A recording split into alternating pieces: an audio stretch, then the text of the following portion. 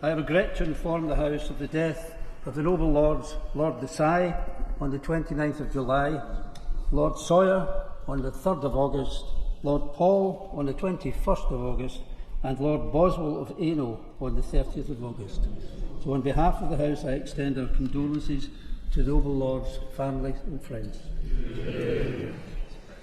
I should like to notify the House of the retirements with effect from the 25th of July of the noble Baroness Bryan of Partick, and from the 31st of August of the noble Lord Aberdare, pursuant to Section 1 of the House of Lords Reform Act 2014.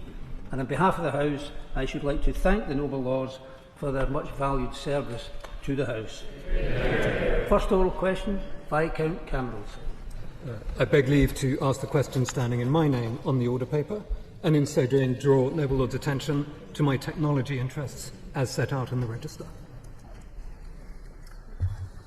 The Government has assessed the potential productivity gains from AI across the civil service, identifying which solutions are most effective and that will scale.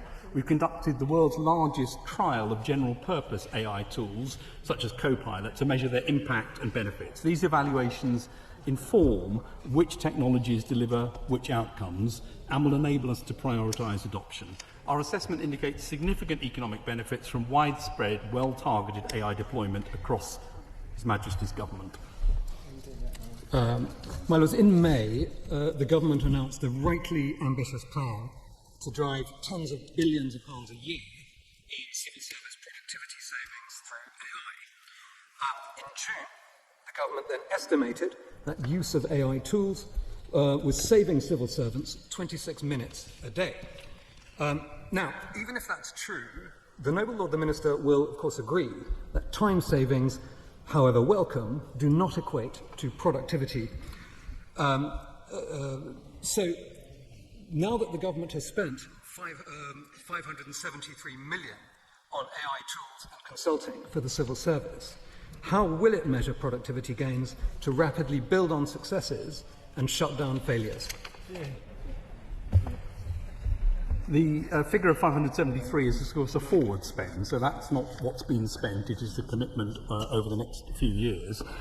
It is important that we measure this, and guidance on how to measure the impact of AI tools was issued last year.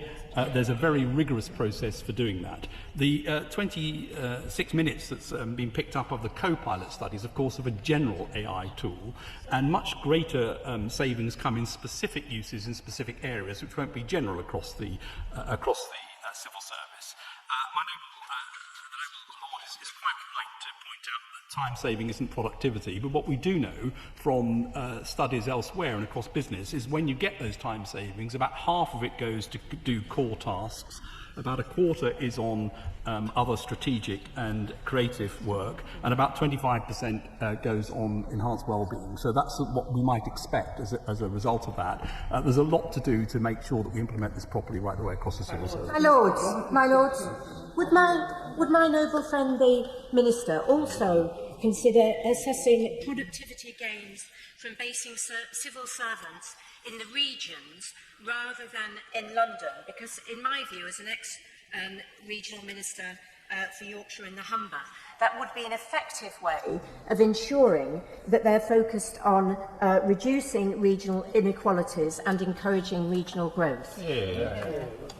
Well, I thank my noble friend for the question. I'm not going to try and add the regional civil service to my brief, but I will say that I think that this is exactly the sort of area where AI is rather good at working out whether there is a benefit, because it can spot patterns that it's very difficult to spot individually or by human endeavour. So I think this is a place where actually you could begin to see what the real impacts are and what drives the success rates in regions. My Lords, I declare an interest as an advisor to DLA Piper on AI policy and regulation.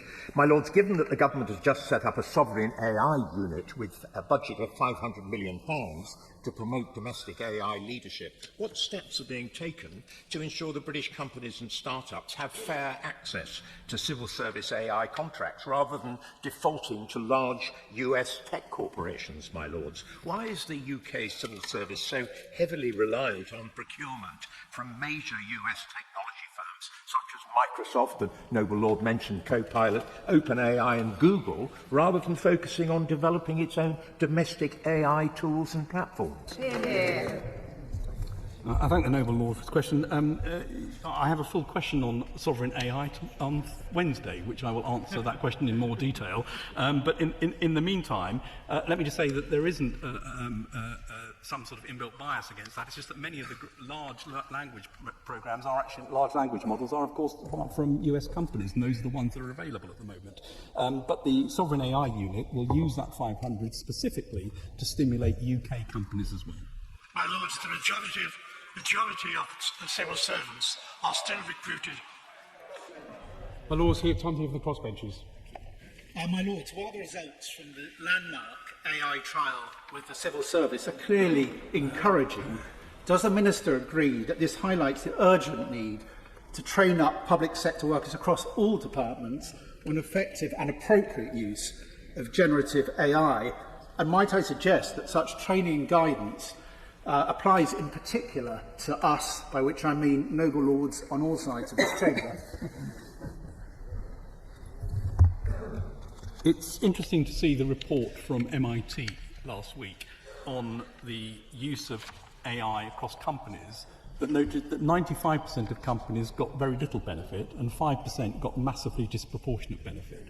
And one of the reasons you get much greater benefit is training people properly and allowing there to be proper disruption of existing workflows. So I completely agree with the question. This is an important part of it, and that's why there are a series of schemes right the way across the civil service, including the senior civil service, both to recruit people with AI skills and to train staff. My Lord, is the Minister aware? Is the Minister aware? My Lords, I declare an interest as a former Minister of the Civil Service, an awful long time ago. But the record shows that the biggest increase in output and productivity in the civil service and the biggest fall in numbers in modern times occurred between about 1972 and 1982. And of course the driving force for that was not so much energy efficiency, although there were attempts to improve that, as removing whole functions, industrial functions, from the public sector. And the civil service numbers fell from about 815,000 down to, in 1982, about 510,000. That was an enormous drop. And the lesson of that is that one really wants to increase productivity and slim the civil service, as I believe the government does. It is a removal of functions, whole functions, from the civil service, in this case the industrial civil service, into the private sector. So the question is, what areas now are the government going to look at to remove functions from the state sector, which will be the sure way of increasing productivity and reducing numbers? Well, it is an area actually where AI is important, because AI does do just that. There are certain things that AI does which are about improving the efficiency of what's already done, and there's certain areas where it does things that can't currently be done. Both of those will lead to disruption of current workflows, and it goes back to my previous answer. It is that disruption of the workflow around AI which I think is the big change management challenge. My experience of introducing technology, not AI, but other technologies, to large organisations is there's a huge cultural aspect to this, my lords. And I agree that training is very important, but does the Minister agree that for AI to succeed, the entire workforce have to want it to succeed? And how is the government and how is the civil service going to embrace the huge cultural change that is required to take full advantage of this technology? Yeah. Well, I agree, and I've sort of alluded to that in my previous questions. That is exactly the challenge. It is a cultural one around workflow. And I go back to the MIT report that shows that even in big companies, and in fact, especially in big companies, they've got high levels of adoption and low levels of disruption. And the challenge is to get high levels of adoption with appropriate disruption taking place. That is a cultural challenge. That's why it needs not only training, but it needs leadership in order to make this happen. Biggest challenge in government is productivity in the NHS, which has declined by about 20% since the pandemic. Yet in none of the conversations and negotiations on the residents' doctors dispute have we heard about productivity being a key part of the solution to all of that. Can you reassure us that we really are trying to drive productivity gains so any wage increases can be fully justified? Yeah.